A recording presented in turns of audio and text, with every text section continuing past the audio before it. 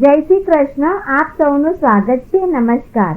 હિન્દુ ધર્મમાં તુલસીને સૌથી પવિત્ર છોડ માનવામાં આવે છે. જે ઘરમાં તુલસીનો છોડ હોય છે અને જ્યાં તેની રોજ પૂજા કરવામાં આવે છે તેવા ઘરમાંથી પરેશાનીઓ અને ગરીબી દૂર રહે છે. કારણ કે જ્યાં તુલસીનો વાસ હોય છે, જ્યાં દેવી દેવતાઓનો વાસ છે, તુલસી એક એવો છોડ છે જે વૈજ્ઞાનિક અને આધ્યાત્મિક દ્રષ્ટિકોણથી સૌથી મહત્વપૂર્ણ છે. દરરોજ તુલસીના પાન ખાવાથી વ્યક્તિ પોતાની જાતને અનેક પ્રકારના રોગોથી બચાવે છે અને ઘરની મહિલાઓ દરરોજ સવારે સ્નાન કર્યા પછી તુલસીને જળ ચડાવે છે તો આવી મહિલાઓ હંમેશા પરણિત રહે છે અને ઘરમાં સુખ સમૃદ્ધિ પ્રાપ્ત થાય છે. તેમના સારા કાર્યોના કારણે ઘરમાં સુખ અને શાંતિ આવે છે. જે ઘરમાં મહિલાઓ તુલસીની પૂજા નથી કરતી તે ઘર હંમેશા નકારાત્મકતાથી ભરેલું અને આવા ઘરમાં મુશ્કેલીઓ અને પૈસાની અછત રહે છે. ભગવાન વિષ્ણુને તુલસીનો છોડ ખૂબ જ પ્રિય છે. તેઓ તુલસીના પાન વગર તેમનું ભોજન પણ સ્વીકારતા નથી. વિષ્ણુ પુરાણમાં તુલસીને લઈને ખૂબ જ મહત્વપૂર્ણ નિયમો આપવામાં આવ્યા છે. જો તમે તુલસી રાખો તો તમારા ઘરમાં લગાવો તો તમારે આ નિયમોનું પાલન અવશ્ય કરવું જોઈએ. તો આજ તમને ઘરમાં તુલસીનો છોડ રાખવાનું શુભ ફળ મળે છે. શાસ્ત્રોમાં તુલસીને એક છોડ માનવામાં નથી આવતું, પરંતુ તે વિષ્ણુ પ્રિય દેવી છે. જે સ્થાન પર હોય છે તે સ્થાન પર ભગવાન વિષ્ણુ અને દેવી લક્ષ્મી સ્વયં ચાલીને આવે છે. વિષ્ણુ પુરાણ અનુસાર ભગવાન વિષ્ણુએ સૌથી પહેલા તુલસીની પૂજા કરી હતી. આજે અમે તમને શાસ્ત્રોમાં જોડાયેલા તુલસીના છોડ સાથે જોડાયેલા મહત્વના નિયમો જણાવવા જઈ રહ્યા છે. શાસ્ત્રોમાં તુલસીના 5 પ્રકારનો ઉલ્લેખ છે. આમાંથી કયો છોડ ઘરમાં લગાવવો શ્રેષ્ઠ છે? તુલસીના પાન તોડવાના કયા નિયમ છે? કેવી જગ્યા પર તુલસી ન રાખવી જોઈએ? આ વિશે શાસ્ત્રમાં નિયમ બતાવવામાં આવ્યો છે જેનું પાલન અવશ્ય કરવું જોઈએ. ત્યારે જ માં લક્ષ્મીના આશીર્વાદ પ્રાપ્ત થાય છે. અન્યથા તુલસીને ઘરમાં રાખવાથી કોઈ ફાયદો થતો નથી. જો તમે તુલસીને ઘરમાં રાખો અને આ સરળ નિયમોનું પાલન ન કરો તો તે તુલસીનું અપમાન છે. તો ચાલો પહેલા જાણીએ કે તુલસીનો છોડ કઈ જગ્યાએ ન રાખવો જોઈએ. વાસ્તુશાસ્ત્ર અનુસાર તુલસીનો છોડ ક્યારેય પણ ઘરની છતની ઉપર ન રાખવો જોઈએ, કારણ કે આ ઉર્ધ દિશા છે. આ દિશામાં તુલસીનો છોડ રાખવાથી ઘરમાં સકારાત્મક ઉર્જા પ્રવેશતું અટકાવે છે. તુલસીનો છોડ એવી જગ્યાએ હોવો જોઈએ જ્યાંથી ઉર્જા અને હવા તુલસીના છોડ સુધી પહોંચી શકે. તેને સ્પર્શ કરીને આપણા ઘરમાં પ્રવેશ કરે તો જ આ છોડને શુભ ફળ મળે છે. તુલસીનો છોડ નકારાત્મક ઉર્જાને સકારાત્મક ઉર્જામાં ફેરવે છે. તેથી જ ઘરની છત ઉપર તુલસીનો છોડ લગાવવાથી વાસ્તુ દોષ ઉત્પન્ન થાય છે. જે લોકોની કુંડળીમાં બુધ ગ્રહની સ્થિતિ ખરાબ હોય છે તેવા વ્યક્તિએ છત ઉપર તુલસીનો છોડ ક્યારેય ન લગાવવો જોઈએ. વાસ્તુશાસ્ત્ર અનુસાર તુલસીનો છોડ ક્યારે પણ અંધારાવાળી જગ્યા પર ન લગાવવો જોઈએ. તુલસીના છોડને અંધારામાં રાખવાથી આર્થિક નુકસાન થાય છે અને ધનનો વ્યય વધે છે. એવી જગ્યાએ તુલસી વાવો જ્યાં સવારના સૂર્યના કિરણો તુલસી પર પડે. તેનાથી તુલસી જળવાઈ રહે છે. પરંતુ જ્યારે બપોરના સૂર્યના તીવ્ર કિરણો તુલસી પર પડે છે તેના કારણે તુલસીના પાન પીળા થઈ જાય છે અને તુલસી પર મંજરી વધુ લાગે છે.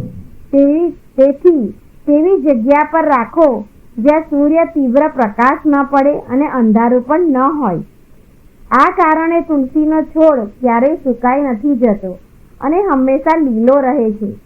વાસ્તુ અનુસાર જો તુલસીની નજીક નાનું મંદિર બનાવવામાં આવે તો તે ખૂબ જ શુભ હોય છે. તેનાથી તે સ્થાનની પવિત્રતા વધે છે. પરંતુ તુલસીના છોડ પાસે ભગવાન ગણેશ કે મહાદેવનું મંદિર કે મૂર્તિ ન રાખવી. શાસ્ત્રોમાં તેની નિષેધ છે. તુલસીનો છોડ ક્યારેય ભોંયરામાં ન વાવો. તુલસીનો છોડ રોપતી વખતે એ વાતનું પણ ધ્યાન રાખો કે છત પરથી પાણી પડવું જોઈએ નહીં. તુલસીના છોડને ગટર કે બાથરૂમની નજીક ન વાવવો જોઈએ. કે પછી જ્યાંથી તમે કપડાં ધોશો જે જગ્યા પાસે તુલસીનો છોડ ન રાખવો, નહીંતર તુલસી પર પાણી પડી શકે છે.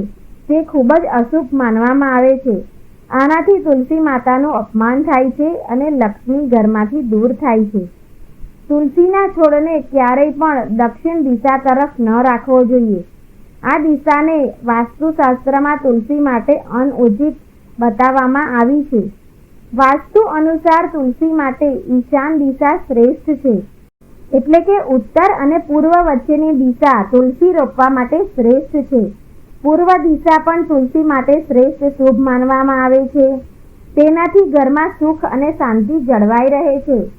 તેવી જ રીતે ઉત્તર દિશાને ધનની દિશા માનવામાં આવે છે. આ દિશામાં તુલસીનો છોડ લગાવવાથી સંપત્તિ વધે છે.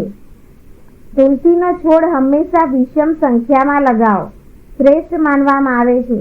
અર્થાત 1, 3, 5 સંખ્યામાં તમે લગાવી શકો છો. પરંતુ ઘરમાં માત્ર એક જ તુલસીનો છોડ હોય તો સૌથી સારું રહેશે, જેની તમે સારી રીતે કાળજી લઈ શકશો. જો તુલસીની નીચે આપોઆપ બીજા છોડ ઉગે તો તે પણ તેને શુભ માનવામાં આવે છે, ભલે તેની સંખ્યા કોઈ પણ હોય. તુલસી પાસે ક્યારેય સાવરણી, ચંપલ, કૂડાદાન વગેરે ન રાખો. તેનાથી તુલસીની આસપાસનું વાતાવરણ નકારાત્મક બને છે અને દેવી લક્ષ્મી તે સ્થાનથી દૂર થઈ જાય છે. ચાલો હવે જાણીએ કે ઘરમાં કયો તુલસીનો છોડ લગાવવાથી શ્રેષ્ઠ પરિણામ મળે છે. શાસ્ત્રો અનુસાર તુલસીના 9 પ્રકાર છે: રામ તુલસી, શ્યામ તુલસી, વન તુલસી, વિષ્ણુ તુલસી, કપૂર તુલસી, વિમલા તુલસી. સામાન્ય રીતે ફક્ત રામ અને શ્યામ તુલસી જ આપણા ઘરમાં રાખવામાં આવે છે. શાસ્ત્રો અનુસાર અન્ય કોઈ પણ પ્રકારની તુલસી રાખવી યોગ્ય માનવામાં આવતી નથી. રામ તુલસીને સરળતાથી ઓળખી શકાય છે, જેના પાન આછા લીલા અને ભૂરા રંગની મંજરી હોય છે, તે ઓળખી શકાય છે. આ તુલસીની ડાળીઓ સફેદ રંગની અને ડાળીઓનો રંગ સફેદ હોય છે. આયુર્વેદમાં કહેવાય છે કે તમામ તુલસીમાં તેનું સૌથી વધુ ઔષધીય મૂલ્ય છે. તે એટલું પવિત્ર છે કે શરીર અને મન ઉપર ઉપચારાત્મક અસર કરે છે. એવું માનવામાં આવે છે કે દેવ ઉઠની એકાદશીના દિવસે જે તુલસીના લગ્ન શાલિગ્રામ સાથે કરવામાં આવે છે તે રામ તુલસી છે. તુલસીના છોડમાં તે સૌથી પવિત્ર માનવામાં આવે છે. રામ તુલસી આ છોડને ઘરની ઉત્તર પૂર્વ દિશામાં લગાવવો જોઈએ. તેને એવી જગ્યાએ ન લગાવો કે કોઈનો પગ ત્યાં પડે. બીજી શ્યામ તુલસી છે. શ્યામ તુલસીના પાંદડા આછા જાંબલી રંગના હોય છે. તેના પાન 1 થી 2 ઇંચ લાંબા અને અંડાકાર અથવા લંબચોરસ આકારના હોય છે. કૃષ્ણ તુલસીનો ઉપયોગ વિવિધ પ્રકારના રોગો અને કફની સમસ્યા માટે થાય છે. તેનો સીધો સંબંધ ઘેરા રંગના ભગવાન વિષ્ણુ સાથે માનવામાં આવે છે. એટલે જ ઘરમાં શ્યામ તુલસીનું વાવેતર પણ કરી શકાય છે, પરંતુ પૂજા કરતાં વધુ તેનો ઉપયોગ ઔષધીય સ્વરૂપમાં થાય છે. તેમ કરવું શુભ માનવામાં આવે છે. પરંતુ મિત્રો, વાસ્તુશાસ્ત્ર અનુસાર જો તુલસી સુકાઈ જાય તો તે અશુભ સંકેત માનવામાં આવે છે. જે ઘરમાં તુલસીના પાન સુકાઈ જાય છે અને પડવા લાગે છે તો સમજવું જોઈએ કે લક્ષ્મી તે ઘર છોડીને જઈ રહી છે. તેના કારણે ઘરમાં ધનનો વ્યય થવા લાગે છે. તેથી તુલસીનું ધ્યાન રાખવું જોઈએ. જો કોઈ ઘરમાં તુલસીના પાન કાળા કે પીળા થઈ ગયા હોય તો વાસ્તુશાસ્ત્ર મુજબ તે પણ એક અશુભ સંકેત છે. તે ઘરમાં નકારાત્મક ઉર્જા લાવે છે.